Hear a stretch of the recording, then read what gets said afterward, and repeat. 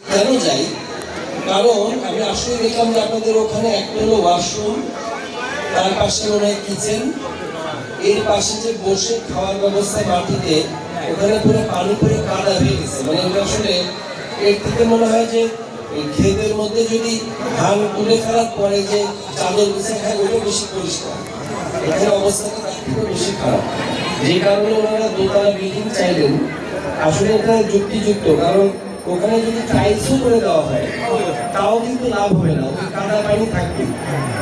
উঁচা করেও যদি না হয় তাও লাভ হবে না। এখানে যেরকম উঁচা আছে না, ওখানে উঁচা করেও সে লাভটা হবে না, কারণ পাশে হলো ওয়াশরুম এবং মানুষ খালি পায়ে হাঁটাচলা করছে।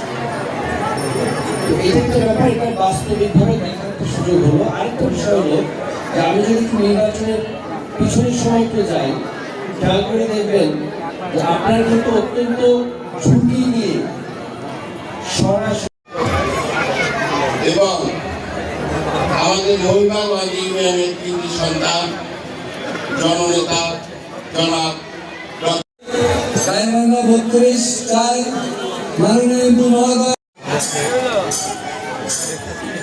সম্মানিত উপস্থিতি, মহিমাগঞ্জ হরিসভা রাধা গোবিন্দ মন্দিরের পক্ষ থেকে মাননীয়